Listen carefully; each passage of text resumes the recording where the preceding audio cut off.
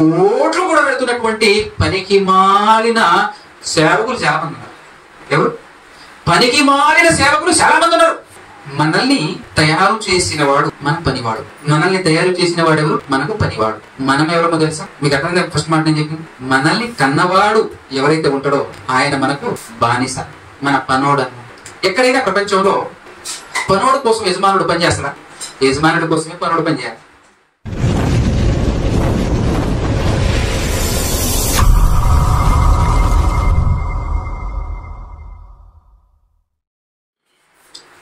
సర్వశక్తివంతుడు, సర్వోన్నతుడు, సర్వాధికారి అయినటువంటి ఆ దేవాది దేవునికి ఆయన కుమారుడు మన రక్షకుడైన యేసుక్రీస్తు ప్రభువారి ద్వారా పరిశుద్ధాత్మ సహాయంతోనే స్తుతి స్తోత్రాలు కృతజ్ఞత స్తుతులు చెల్లించుతున్నాను. అదేవిధంగా ఆయన మాటలు వినబడినటువంటి మాటల ప్రకారంగా బ్రతకాలి, బ్రతుకును దిద్దుకోవాలి అనే ఆలోచన కలిగి ఉన్నటువంటి మీ అందరికీ కూడా క్రీస్తు పేరిటనే నేను శుభములు వందనాలు తెలియజేస్తున్నాను. జాగ్రత్తగా విందాం.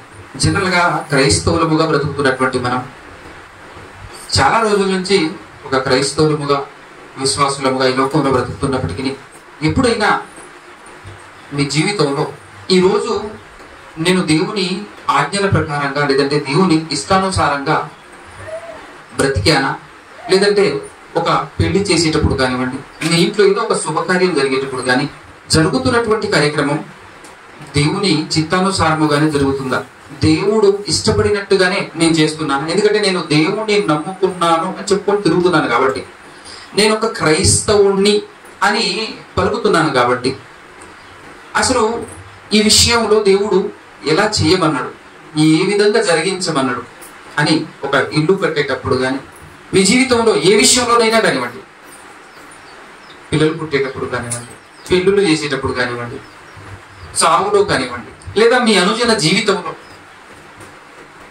నేను క్రైస్తవుణ్ణి ఎలా బ్రతకాలి, ఎలా ప్రవర్తించాలి, ఎలా చేయాలి, కార్యక్రమం ఏ విధంగా చేయాలి, దేవునికి మహిమ రావాలి, దేవునికి ఘనత రావాలి అని అంటే ఏ విధంగా నేను నడుచుకోవాలి, ఏ విధంగా నేను బ్రతకాలి, ఒక్కరోజైనా ఆలోచించుకున్నారు? కరెక్ట్ గా మాట్లాడితే ఇప్పటి వరకు నేను విన్నటువంటి విధానాన్ని బట్టి చూస్తే నాకు అనిపించినటువంటి విషయం ఏంటంటే, క్రైస్తవులు క్రైస్తవులు క్రైస్తవులు అని విచ్చలవిడిగా ఎక్కడ పడితే అక్కడ కనబడుతున్నప్పటికీ, ఎక్కడ పడితే అక్కడ చర్చిలు, బిల్డింగ్లు కనబడుతున్నప్పటికీ, వాళ్ళ విధానం, వాళ్ళ పద్ధతులు చూసిన తర్వాత కూడా నేనే ఒక సహోదరుడు ఫోన్ చేసేసి, రీసెంట్ గానే మా కొడుకు చచ్చిపోయిండు, అయితే చర్చికి ఎవరు రానియట్లేదు ఆంధ్ర. ఇదేంటి అంటే చర్చికి వెళ్ళకూడదు, అందుకోసమే నేను వెళ్ళట్లేదు, వెళ్ళిన వాళ్ళు ఊరుకోరు. ఎందుకు అంటే వేడి కాళ్ళతో చర్చికి వస్తే బాగుండదు అని చెప్పేసి అంటున్నారు. వేడి కాళ్ళు ఏంటి అని నేను అన్నా. వేడి కాళ్ళు ఏంటి అంటే రీసెంట్గా ఇంట్లో ఎవరైనా చచ్చిపోతే వేడి కాళ్ళు అని అంటుంటారు, కాబట్టి చర్చికి వెళ్ళకూడదు. అసలు ఇలాంటి సమయంలోనే కదా నువ్వు చర్చికి వెళ్ళాల్సింది, నీకు ఓదార్పు లభించేది అక్కడే కదా. అయినా ఈ ఆచారాలు ఏంటి మరి? అలాంటప్పుడు ఎందుకు క్రీస్తుని నమ్ముకోవటం, ఎందుకు చర్చిలు కట్టుకోవటం, ఈ పనికి మళ్ళీ ఆచారాలు ఏంటి? ఒకసారి బాధ కలుగుతుంటది, ఒక్కోసారి పిచ్చి కోపం వస్తుంది. ఎవడరా మిమ్మల్ని చర్చి కట్టం అనేది, ఎవడరా మీరు క్రైస్తవం అని చెప్పింది? నిజంగా దేవుడే కనుక మొదటి శతాబ్దపు కాలంలో ఉన్నటువంటి అపోస్తులు కానివ్వండి, లేదంటే పాత నిబంధన కాలపు పవర్ఫుల్ ప్రవక్తలు కనుక ఉంటే మామూలుగా ఉండేది కాదు. ఏముంటది, మామూలుగా ఉండేది కాదేమని అనిపిస్తుంది అంతే గానీ వాళ్ళు కూడా చాలా పవర్ఫుల్ గా ప్రయత్నం చేశారు. ఏంట్రా మీరు చేస్తున్న పిచ్చి పనులు అని చెప్పేసి వాళ్ళు వచ్చేసి నిలదీస్తే, నువ్వు వచ్చినా ఇప్పుడు చెప్పడానికి అని చెప్పేసి వంగబెట్టరు అది అని కుట్టి చంపిస్తారు. ఎవరిని? ప్రవక్తల్ని, బోధకుల్ని, అపోస్తల్ని. దేవుని మాటలను ఉన్నది ఉన్నట్టుగా వచ్చి ప్రకటిస్తుంటే ఏమైనా సన్మానించారా? కొట్టి చంపేశారు. ప్రస్తుత కాలంలో కూడా ఏదో నామకే వాస్తా క్రైస్తవులు అనబడేటటువంటి వాళ్ళే ఉన్నారు తప్ప క్రైస్తవులు ఉన్నారు అబ్బా అని చెప్పేసి అనిపిస్తుంది. ఇవన్నీ చూస్తూ ఉన్నాం. చర్చికి వచ్చినా కూడా కులాన్ని వదిలిపెట్టని బాబా, ఇంకా కుల పిచ్చే. ఇందాక నుంచి మీరు విన్నటువంటి పాట లోక ధర్మమే ఉంది తప్ప లోక ధర్మాన్ని పాటిస్తున్నారు తప్పించి దేవుని ధర్మంలోనికి ఏనాడు వచ్చిందా? ప్రతి కార్యాలలో, మన ఇంట్లో జరిగే కార్యాలలో లోకం ఏం చేస్తుంది, లోకం ఎటువైపు తిరుగుతుంది, లోకంలో ఉన్నటువంటి వాడు ఎలా పెళ్లి చేస్తున్నారు, ఎలా ఉంది, ఏ విధంగా ఉంది, అది చూస్తారు తప్పించి బైబిల్ ఏం చెప్పింది, దేవుడు ఏం చెప్పాడు, ఎలా జరిపించమన్నాడు, ఒక చావు కార్యక్రమం కానివ్వండి, ఒక పుట్టినరోజు కానివ్వండి, లేకపోతే ఒక పెళ్లి రోజు కానివ్వండి, ఇంట్లో జరిగేటటువంటి ఏ శుభకార్యమైనా లేదంటే ఎలాంటి ఏ కార్యమైనా సరే దేవునికి మహిమ తెచ్చే విధంగా ఎలా జరుపుకోవాలి అనేటటువంటి ఆలోచన కలిగి అలాంటి ఆలోచిస్తూ బ్రతికేటటువంటి క్రైస్తవుడు ఉన్నాడా? నీ ఇష్టం, నీ నీ మనసులో ఏదైతే రన్ అవుతుందో, లేదంటే ప్రపంచం అందరూ ఏ పోకడ పోతున్నారో ఆ పోకడనే పోవాలని ఆలోచిస్తారు తప్పించి వాక్యానుసారంగా నడవాలి అనేటటువంటి ధైర్యం అది నన్ను అడిగితే సాహసమే. అలాంటి సాహసం ఎవరైనా చేయగలుగుతున్నారా? ఎవరైనా చేశారు అటువంటి ప్రయత్నం? ఎవరైనా అడుగుతున్నారా? ఈరోజు ఈగో అనేది ఒకటి వచ్చింది, అహం. ఆ అహం ఏం చేస్తుంది అంటే ఏదైనా కార్యక్రమం చేసేటప్పుడు ఒకటి మనకు బైబిల్ మొత్తం తెలిస్తే ఎవరిని అడగాల్సిన పని లేదు. దేవుడు ఏమని చెప్పాడు, ఎలా చేయమని చెప్పాడు, దాని ప్రకారంగా 100 మంది ఊరంతా ఒకవైపు ఉన్నా దానికి వ్యతిరేకంగా బైబిల్ చెప్పినా అదే నేను చేయాలి అనేటటువంటి విధంగా ఎవరైనా ఆలోచన చేస్తారా? అలా చేయరు. ఒకవేళ బైబిల్లో ఏముందో తెలియకపోతే ఫోన్ చేసేసి బైబిల్ తెలిసినటువంటి వ్యక్తిని అన్న ఇలా ఈ కార్యక్రమం ఎలా ముందుకు కొనసాగించాలి, ఎలా చేయాలి, ఏ విధంగా చేయాలి అని చెప్పేసి అని అడుగుతారా? మొన్న వాడైతే చేసిండు, వీడైతే చేసిండు, ఆయనైతే చేసిండు, ఈయనైతే చేసిండు అని చెప్పేసి చూసుకోవటం, దాని ప్రకారంగా వేసుకోవటం మాత్రం దానికి మనం ఎందుకో క్రైస్తవులం అని చెప్పుకోవటం, ఆయన అనవసరంగా బదనాం చేయడం కదా. ఎవ్వడు కూడా పరలోకానికి ఏదో అనుకోవటం తప్పించి, ఎందుకంటే ఒక్క విషయంలో కూడా నువ్వు ముందుకు రాకపోతే, ఒక్క విషయంలో కూడా నువ్వు ఆలోచించకపోతే, అరే నేను క్రైస్తవుండ్రవై లోకంలో క్రైస్తవుని చెప్పుకుంటూ తిరుగుతున్నాను, కనీసం ఈ విషయంలో నేను దేవుడు మహిమపరచబడే విధంగా నా జీవితంలో జరిగే ఈ కార్యక్రమాన్ని చేద్దామని ఆలోచన ఉందా? నేను నా సోకు నలుగురు మాట్లాడుకోవాలి, బా ఏమన్నా చేసినవరా అని చెప్పేసి మనుషుల చేత కొని ఆడబడాలనేటటువంటి ఆలోచన తప్పించి దేవుని చేత కొని ఆడబడాలి, దేవుడు శబాష్ అనాలి అనేటటువంటి విధానం ఉందా? మనుషులకు భయపడే విధంగా దేవునికి భయపడలేము. మనం ఎక్కువ మనుషులకే భయపడుతున్నాం కదా.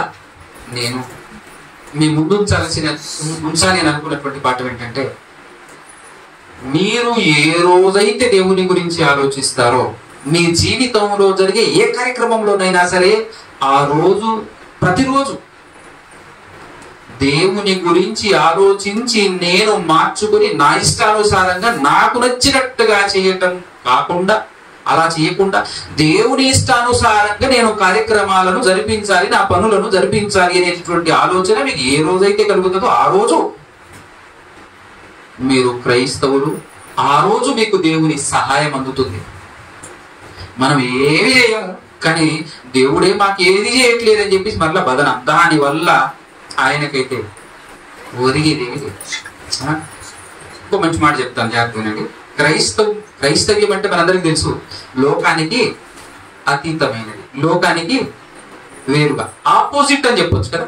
ఒక మాటలో చెప్పాలంటే లోకం వేడి అయితే క్రైస్తవ్యం చల్లగా ఉంటుంది.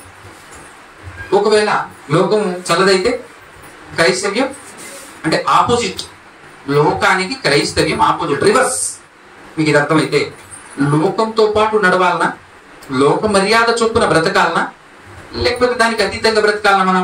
మనకు ఎప్పుడు మేలు జరుగుతుంది, మనకు ఎప్పుడు శ్రేయస్కరంగా ఉంటుంది, మంచి జరుగుతుంది అని అంటే, మనం ఎప్పుడు బాగుంటాము అని అంటే ఎప్పుడైతే పరిస్థితులకు అనుకూలంగా కాకుండా రివర్స్ గా మనం ఆలోచిస్తామో, రివర్స్ గా మనం ప్రవర్తిస్తామో, అప్పుడే మన జీవితానికి మేలు.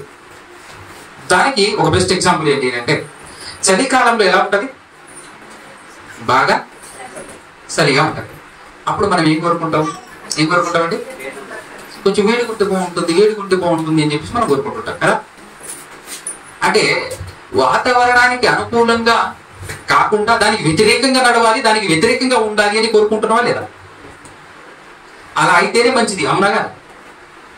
బాగా చలిగా ఉన్నప్పుడు వేడి తగిలితే బాగుంటుంది అని కోరుకుంటాం మనం, వేడి తగిలితేనే మంచిది కదా, మనకు ప్రశాంతంగా ఉంటుంది. అదే ప్రస్తుతం ఎండాకాలం, ఇప్పుడేం కోరుకుంటాం?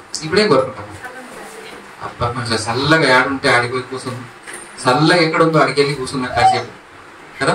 ఒకవేళ చల్లగా ఎక్కడ లేకపోయినా ఇంట్లో కూలర్ అయినా, కాస్త డబ్బులు ఎక్కువ ఉంటే ఏసీ అయినా పెట్టించుకొని అమ్మయ్య ప్రశాంతంగా. బయటికి రానంటే బయటికి రాను, ఎందుకు? బాగా వేడిగా ఉంది బయట.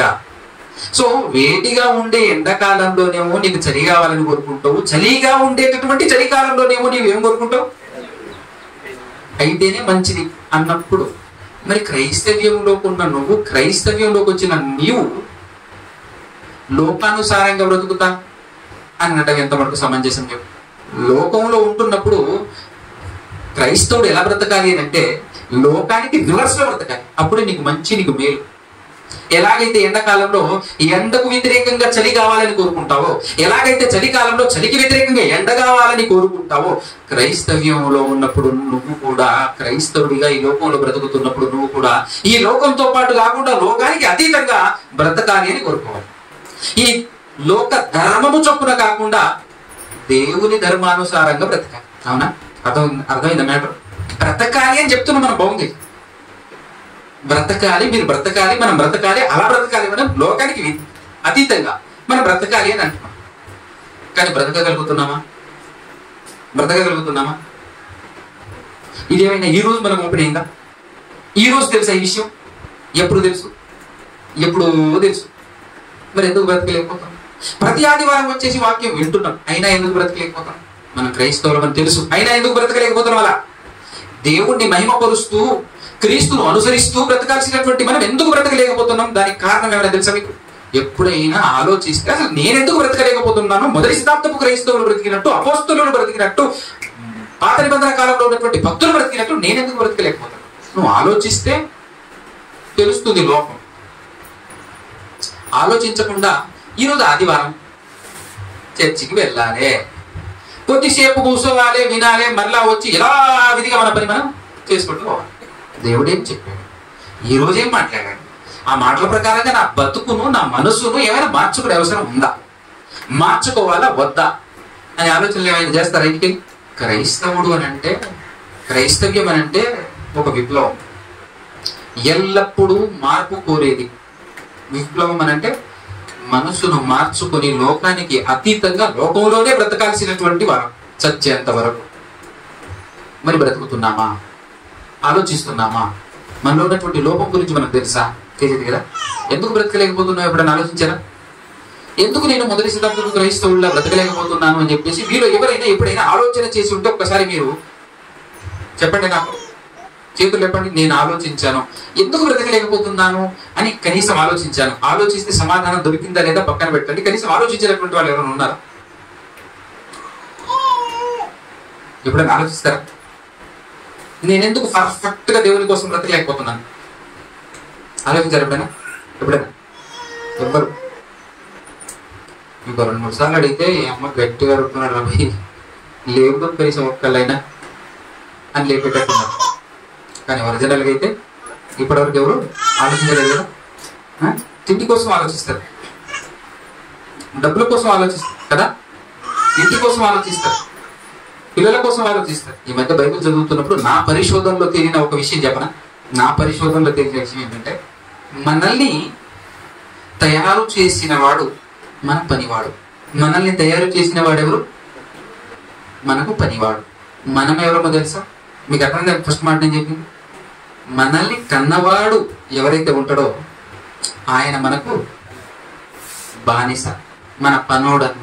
ఎక్కడైనా ప్రపంచంలో పనోడు కోసం యజమానుడు పనిచేస్తాడా? యజమానుడి కోసమే పనోడు పనిచేయాలి. అదే లెక్క ప్రకారంగా మనల్ని కన్నవాడు మనకు పనివాడు. మరి మనం ఎవరికి పనివాళ్ళమో తెలుసా? మనం ఎవరినైతే కన్నామో వాళ్ళకి మనం పనివాళ్ళం.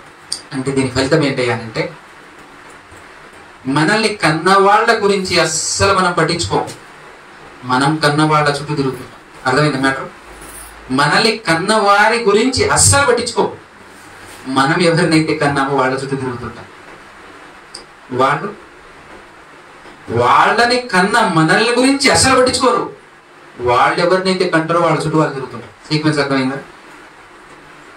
ఇందులో ఎన్ని విషయాలు అర్థం అవ్వాలి అంటే, మనల్ని తయారు చేసింది ఎవరు? దేవుడు. మన చుట్టూ దేవుడు తిరుగుతున్నాడు తప్ప మనం దేవుడి చుట్టూ తిరుగుతున్నామా? మన కోసం సమస్తము చేస్తున్నాడు దేవుడు, మనం కావాలని. కానీ ఏనాడైనా మనం ప్రయత్నం చేస్తున్నామా దేవుని కోసం? ఆయన గురించి ఆలోచిస్తున్నామా? ఈరోజు అర్థమైంది, మీరు చేతులు లేకపోయేసరికి ఒక్కడు కూడా ఆలోచించట్లేదని అర్థమైంది. దేవుని నమ్ముకున్నామని చెప్పుకునే మీరే దేవుడి గురించి ఆలోచించకపోతే ఇంక లోక సంబంధం దండగా ఆలోచించటం కదా. మనమే ఇంత తురుంఖాన్లా బ్రతుకుతున్నాం కదా, మనమే ఎంత భయంకరంగా బ్రతుకుతుంటే ఇంకా లోక సంబంధం సత్యం తెలుసు అనుకున్న మనమే ఈ రేంజ్లో బతికితే మన బతుకు ఇక వాళ్ళ బ్రతికేం చెప్పాలి. దేవుడు ఆయనకుంటూ వేరే పని లేదు, మన గురించి మన కోసం చేయటమే ఆయనకున్నటువంటి పని. కానీ మనకు ఆయన గురించి పని లేనప్పుడు ఆయన గురించి ఆలోచిస్తాం, అది కూడా కష్టమే. పని పాట లేనప్పుడు ఖాళీగా ఉన్నప్పుడు, ఇంతకు ఖాళీగా ఉంటామా మనం ఖాళీగా ఉంటాం? అబ్బాయి అస్సలు ఖాళీగా మనం చాలా బిజీగా. ఇది ఇలా ఉంటే దేవుడు తాను తయారు చేసుకున్నటువంటి, తాను కన్నటువంటి తన పిల్లల చుట్టూ తాను తిరుగుతున్నట్టు మనం ఎవరి చుట్టూ తిరుగుతున్నాం తెలుసా? మనము తయారు చేసుకున్నాం ప్రాణం లేని ఏంటి కాగితాలు. ఇంకా చూడు దాని చుట్టూ ఏమన్నా తిరుగుతాము. మన ఆలోచన, మన చేతులు, మన కళ్ళు, మన మొత్తం అవయవాలు, మన మనస్సు కంప్లీట్గా దేని చుట్టూ?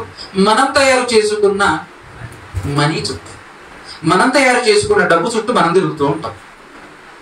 అంత మాత్రమే కాకుండా మన కన్న పిల్లల్ని ఎంత ముద్దుగా, ఎంత జాగ్రత్తగా వాళ్ళని పెంచుకుంటాం, చూసుకుంటాం.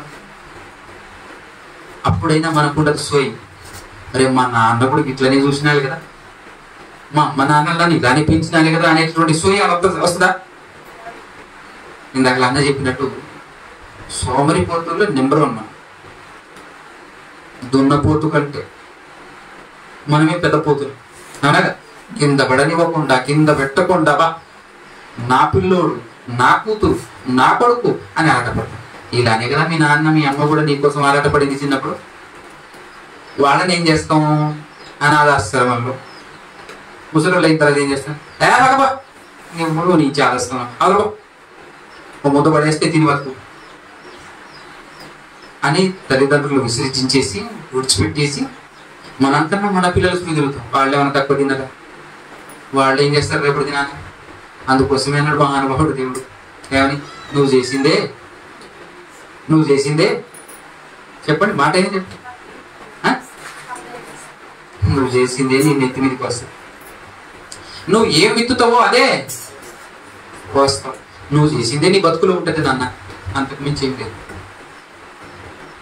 కదా. నిన్ను కన్నవాళ్ళ వైపుకు నువ్వు చూస్తే నువ్వు కన్నవాళ్ళు నీ వైపుగా చూస్తారు. అంత సింపుల్ లాజిక్ మర్చిపోయినా చూసావా? నీ వెనకాల ఉన్న వాళ్ళని చూడకుండా ముందున్న వాళ్ళని చూసావనుకో, వాడేం చేస్తాడు? వాడు తిరుగుతాడు. మనం రివర్స్ తిరిగామనుకో, వాడు కూడా రివర్స్ తిరుగుతాడు మన వైపు. ఎంత సింపుల్ లాజిక్ మర్చిపోయినా చూసారా? నువ్వు చేసేదే నేను ఎత్తి మీదకి వస్తుంది, నువ్వు విత్తిందే వస్తావు అని చెప్పేసి దేవుడు అన్నటువంటి మాట ఖచ్చితంగా కాడు గుర్తుపెట్టుకోండి. మనలో ఉన్నటువంటి ఏకైక లోపం చెప్పిన పాఠం ముగించేస్తాను. ఏంటిదో తెలుసా లోపం? మొదటి శతాబ్దపు అపోస్తలులు, పాత నిబంధన కాలపు ప్రవక్తలు దేవుని కోసం బ్రతికిన విధానం ఒక్కసారి ఆలోచిస్తే అగ్నిని లెక్క చేయలేదు, సముద్రాన్ని ఖాతరు చేయలేదు, అవునా? సావుకు భయపడలేదు, సింహాలకు భయపడలేదు. తర్వాత అపోస్తల వైపు చూస్తే రంపాలకు భయపడలేదు, రాళ్ల దెబ్బలకు భయపడలేదు. సావు ఎదురుగా ఉంటే ఎంతో ధైర్యంగా నిలబడ్డారు. కుక్కను తరిమినట్టు చావును తరిమి కొట్టే ప్రయత్నాలు చేశారు. ఏంటి వాళ్ళు మనుషులే, మనము మనుషులమే. వాళ్ళ దగ్గర ఉన్నదేంటిది, మీ దగ్గర మన దగ్గర లేనిదేంటిది? ఆలోచించండి. దేవుని కోసం అని చెప్పేసి రాజ్యాలను, సామ్రాజ్యాలను బెదిరించారు వాళ్ళు. చక్రవర్తికి ఎదురు నిలబడి మాట్లాడారు. చక్రవర్తులను సైతం ఖాతరు చేయలేదు. వాళ్ళ దగ్గర ఉన్నదేంటి, మన దగ్గర లేనిదేంటి? అప్పుడప్పుడు చూడండి, వెనకాల కాస్త రాళ్ల మూట ఎక్కువ ఉందనుకోండి, వాడు కొంచెం ధైర్యం చేస్తుంటాడు, దేనికైనా ఎదురు నిలబడుతుంటాడు, ధైర్యంగా మాట్లాడుతుంటాడు. వెనకాల రాళ్ల కుప్ప అది కరుగుతుంది, కూర్చొని తింటే కొండలైనా కరుగుతుంది అనేటువంటి సామెత ఉందా కదా. వెనకాల రాళ్ళు కాదు, కొండున్న కరుగుతుంది నాన్న. కరిగేటటువంటి కొండను చూసే నీకు ఇంత గుండె బలం, గుండె ధైర్యం వస్తే కరగదు, తరగదు, ఎప్పటికీ నాశనమే లేనటువంటి ఆ సర్వశక్తిమంతుడైన దేవదేవుడు నీ వెనకాల ఉన్నాడనే సోయి, ఆ విశ్వాసం నీలో ఉంటే నీకు ఎదురెవడు చెప్పు? నువ్వు ఎవడికి భయపడతావు చెప్పు? నిన్ను భయపెట్టే మగాడు మనగాడు ఈ ప్రపంచంలో ఉన్నాడా చెప్పు? పంచభూతాలకు భయపడగలవా? ప్రపంచంలో ఏది నిన్ను బెదిరించగలదు చెప్పండి? అంటే ఏం లేదు. మన దగ్గర ఉన్న లోపం ఏంటి చెప్పండి? ఇప్పటికైనా అర్థం కావాలి. మనలో ఉన్న లోపం ఏంటి, వాళ్ళ దగ్గర ఉన్నదేంటి, మన దగ్గర లేనిదని చెప్పండి. ఆలోచిస్తే సమాధానం దొరుకుతుంది. ఈజీగా ఆలోచిస్తే సమాధానం దొరుకుతుంది. ఏం లేదు, విశ్వాసమే లేదు. నా వెనకాల దేవుడు ఉన్నాడు, నేనెవడికి భయపడేది అనే విశ్వాసం లేదు. దేవుని కోసం నిలబడితే కష్టాలు వస్తాయి అనేది ఎంత నిజమో, ఆ కష్టాలలో దేవుడు నీ తోడు ఉంటాడు అనేది కూడా అంతే నిజం. కాబట్టి మన దగ్గర లేనిదే నమ్మకం, మన దగ్గర లేనిదే విశ్వాసం. షద్రక్, మెషక్, అబేద్నెగోలు అనేటటువంటి ముగ్గురు వ్యక్తులు దేవుని కోసం నిలబడ్డారు. నిలబడ్డ వెంటనే వచ్చింది కష్టం. వచ్చిందా కదా? పరిగెత్తుకుంటూ వచ్చింది కష్టం. చక్రవర్తి రూపంలో, ఎవడురా వాడు, నా మాటను ధిక్కరించేటటువంటి వాడెవడు, వాడిని ఎదుగో ఆ అగ్నిగుండంలో వేసేయండి, తక్కువగా కాలుతుంది, 7 అంతలు ఉన్నదానికి 7 టైమ్స్ రెట్టింపు చేయండి ఆ మంట అని చెప్పేసి అన్నాడు. గుండెలు చూస్తున్న వాళ్ళకి గుండెలు అవిసిపోయే పనేనే కదా. ఇదెక్కడి శ్రమ, ఇదెక్కడి కష్టం, ఇంత భయంకరమైన కష్టం మనకు ఎదురొచ్చిపడింది. కారణం ఏంటయ్యాలంటే మనం దేవుని కోసం నిలబడటమే కదా అని చెప్పేసి అన్నప్పుడు, దేవుని కోసం నిలబడితే ఈ కష్టాలు ఏంటి, ఈ భయంకరమైన కష్టాలు ఏంటి అని చెప్పేసి పారిపోతే విశ్వాసం లేనోడు పారిపోతాడు. కష్టాలు వచ్చింది అనేది ఎంత నిజమో, ఆ కష్టాల్లో ఆ దేవుడు తోడుగా ఉన్నాడు అనేది కూడా అంతే నిజం. నిరూపణ అయింది అక్కడ. అవునాగా? తోసేయండి. ఏదో భూమి మీద 100 సంవత్సరాలు బతికనికి రాలేమేమి. ఇక్కడికి వచ్చిన మేము అక్కడ స్థానం సంపాదించుకోవటం కోసం వచ్చాం. దానికోసం లోకానికి అతీతంగా ప్రపంచ మనుషులందరికీ వేరుగా మేము బ్రతకాలి, దేవుడు నమ్ముకున్నటువంటి వాళ్ళని చెప్పేసి ప్రపంచంలో ఉన్నటువంటి ఆ కాలంలో సామ్రాజ్యంలో ఉన్నటువంటి వాళ్ళందరూ వంగబడితే ఆ విగ్రహం ముందు సమస్య లేదు. మేము నిలబడతామని నిలబడిపోయాం. వస్తుందా చావు? రాని చూద్దాం ఏ రేంజ్లో వస్తుందో. ఆల్మోస్ట్ ఒక కుక్కను తరిమినట్టు తరిమిదో లేదా ముగ్గురు కలిసి సాగుని తరిమేరా లేదా?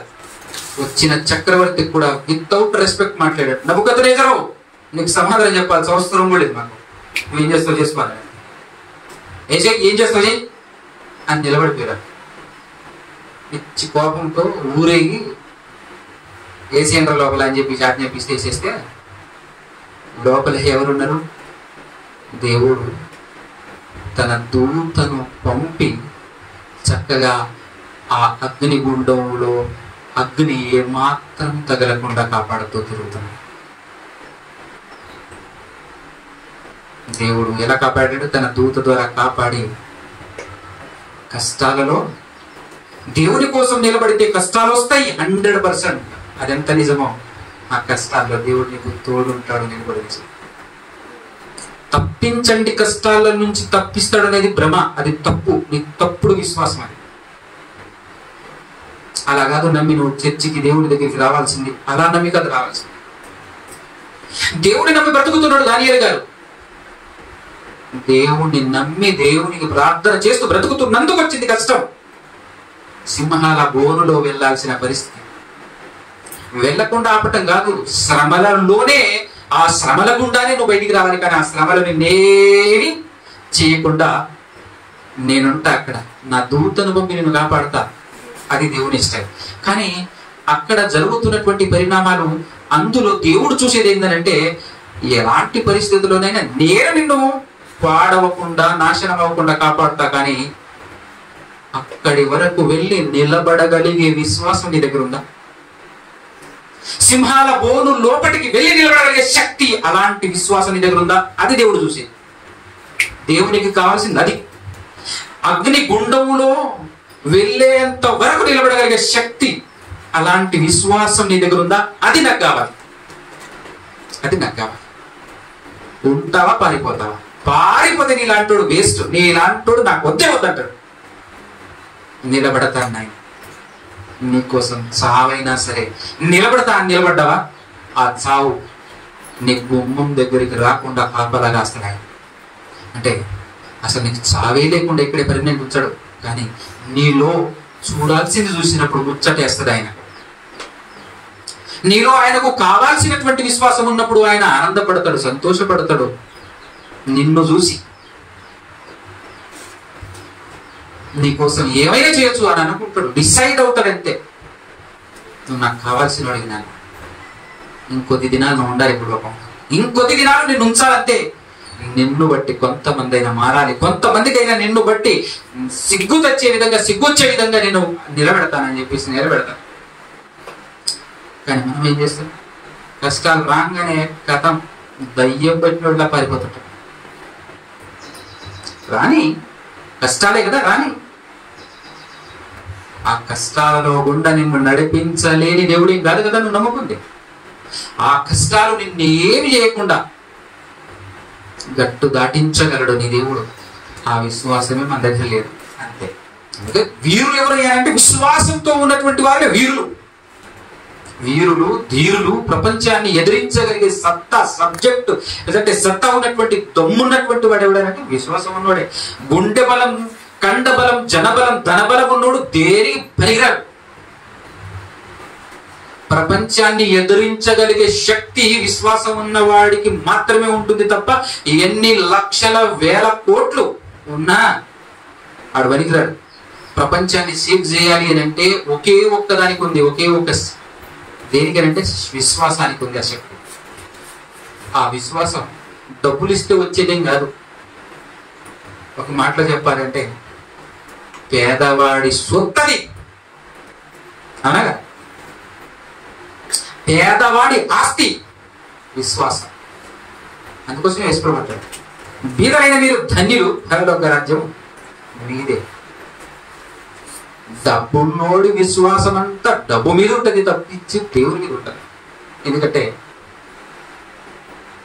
టిఆర్ఎస్, కాంగ్రెస్ రెండు పార్టీలు తెలంగాణలో ఉన్నట్టు, టీడీపీ, వైఎస్ఆర్సిపి రెండు పార్టీలు ఆంధ్రలో ఉన్నట్టు, కాంగ్రెస్, బీజేపీ రెండు ఆపోజిట్ పార్టీలు ఇండియాలో ఉన్నట్టు, ఈ ప్రపంచంలో రెండు పార్టీలు ఉన్నాయి. ఒకటి దేవుడు, ఇంకొకటి డబ్బు.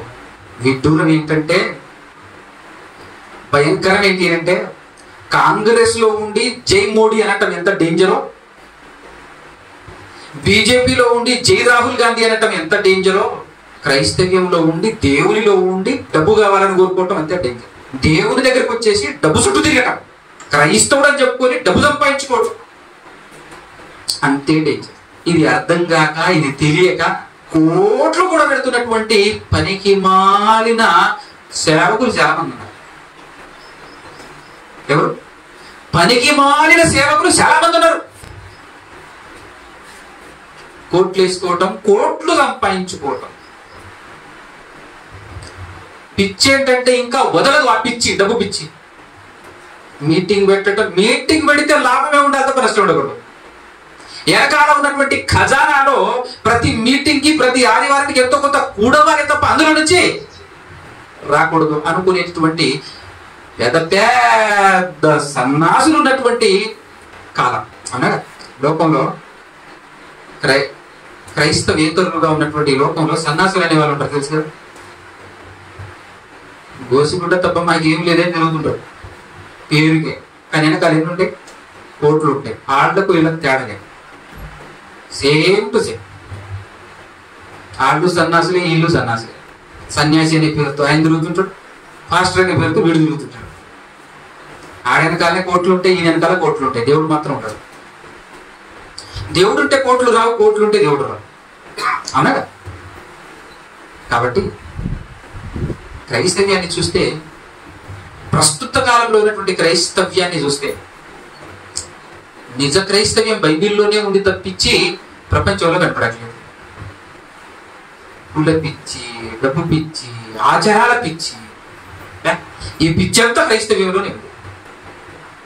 ఈ పేరు మళ్ళీ ఏంటి అంటే క్రైస్తవ్యం. ఎందుకు దాంట్లో కాబట్టి బుద్ధి తెచ్చుకొని మీరైనా మారండి. నేను ఎవరికో చెప్పట్లేదు, మనకే. మనమన్నా మారాలన్నా వద్దా? ఆలోచించాలన్నా వద్దా? లేదు. విశ్వాసం ఉన్నోడు పరిగెడతాడు.